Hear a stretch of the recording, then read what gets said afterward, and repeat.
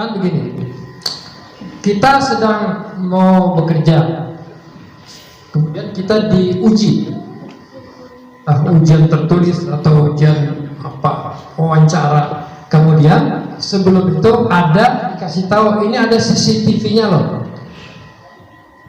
Itu mau ngerjain apa-apa kelihatan semua nih, ada CCTV. Kira-kira kita akan melakukan sesuatu itu dengan sebaik-baiknya nggak? Apa? Kelihatan. Ya mungkin manajer-manajernya, direktur-direktur perusahaan itu ngelihat dari kamar dia, ngapain nih orang, lagi ngapain? Di CCTV ada. Begitu juga Allah SWT itu menyaksikan apa yang kita lakukan, baik yang kecil maupun yang besar, ada semua, dan Allah menjadi saksinya. Alhamdulillah, pertama pasang niat, yang kemudian yang kedua yang lebih penting lagi, yakin Allah sedang mengawasi. Tahapan pertama di dalam hadis Jibril, hadis kedua di dalam hadis Arba'in An-Nawawiyah, yaitu tentang ma huwal Islam, ma huwal iman, ma huwal ihsan. Ihsan itu tingkat tertinggi dari seorang hamba kalau sebagai muslim, kemudian sebagai mukmin, yang tertinggi adalah sebagai muhsin, ihsan. Rasulullah menjawab pertanyaan Malak Jibril waktu itu, apa itu ihsan? Anta budallaha ka'annaka tarahu fa illam takun tarahu fa innahu yaraka. Kamu beribadah kepada Allah seolah-olah kamu melihat Allah. Gak bisa. Tapi kalau kamu merasa tidak bisa, yakin Allah sedang melihat kamu.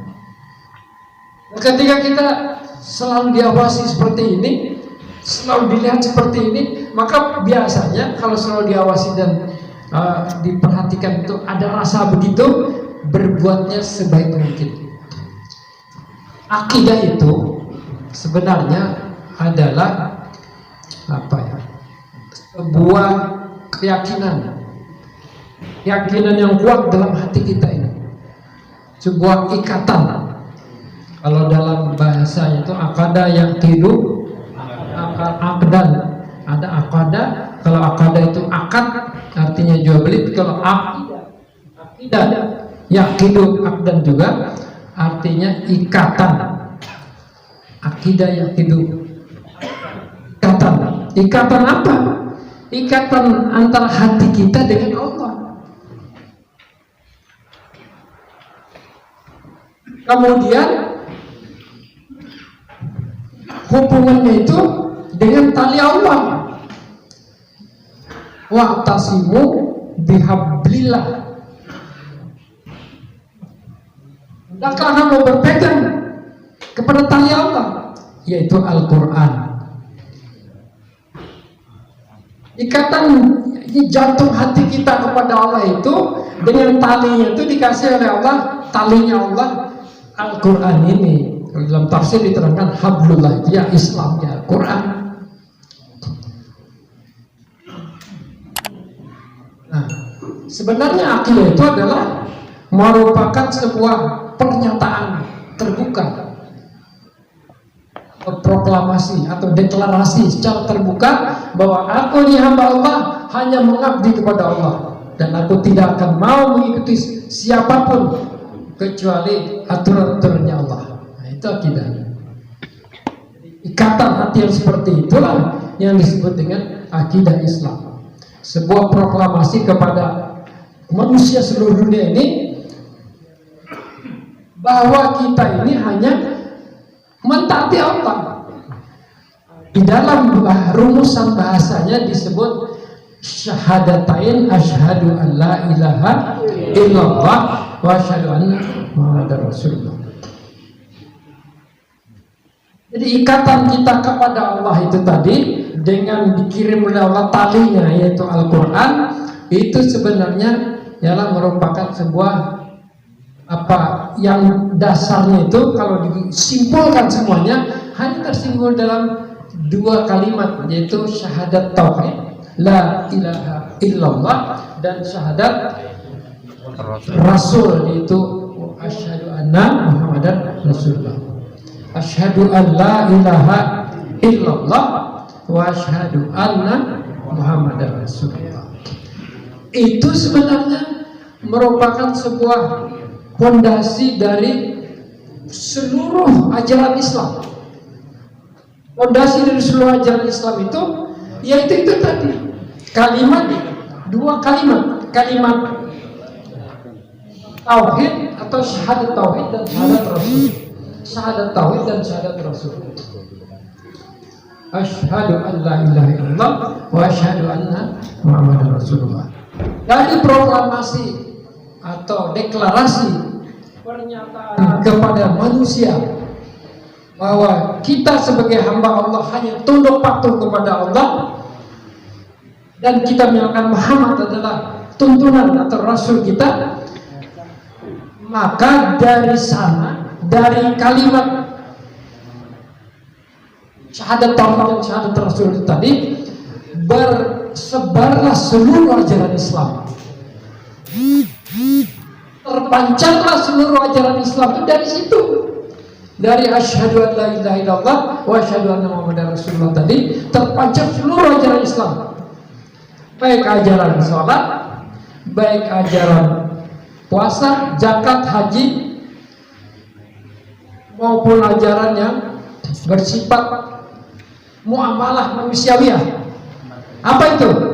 Ya pendidikan, ya pernikahan, ya perekonomian, perdagangan, bahkan jihad dan seterusnya. Itu dari mana dasar seluruhnya itu? Itu dari pancaran la ilaha illallah atau asyhadu an la ilaha illallah wa asyhadu anna muhammadar rasulullah.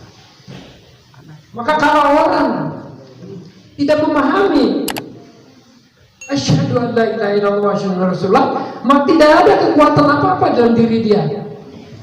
Kalau kita sebut orang itu lemah akidahnya, lemah imannya. Kenapa?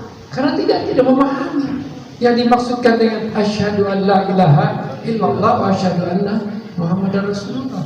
Sebab asyhadu an la ilaha illallah itu adalah fondasi seluruh pekerjaan kita ini.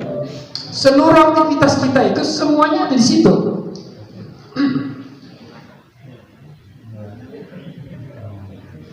Hidup mati kita juga ada di syahadat itu. La ilaha illallah. La ilaha illallah wa asyhadu anna muhammadar rasulullah. Semuanya ada di dalam fondasi itu tadi. Nah, ikhwan rahimakumullah, yang ini perlu dipelajari karena perintah fa'lam annahu la ilaha illallah. Bukan faqra, bukan baca, bukan, tapi fa'lam, ilmuilah oleh kamu apa itu la ilaha illallah. Tuh, ilmui.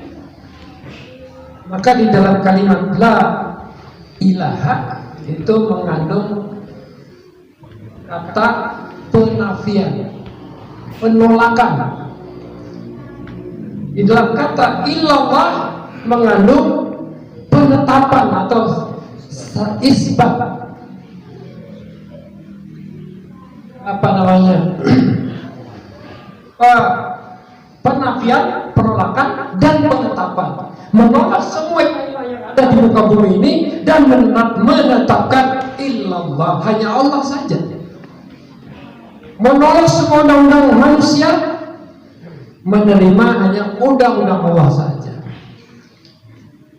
Menolak semua ajaran manusia yang berdasarkan ra'yu dan nafsu, menerima hanya ajaran yang berdasarkan wahyu saja. Itulah yang dimaksud dengan la ilaha illallah. Kalau orang tidak paham, tidak mempelajari ini, mereka hanya mengucapkan, hanya membaca beribu-ribu kali la ilaha illallah, la ilaha illallah, tapi apa maksudnya? Tidak menjadikan sebuah sikap hidup. Ada inna dina indallahi Islam. Sikap hidup atau cara hidup yang diterima oleh Allah hanyalah Islam. Islam itu konotasinya ialah Al-Quran dan Sunnah. Tidak keluar dari situ. Dan seluruh dasarnya adalah La ilaha illallah.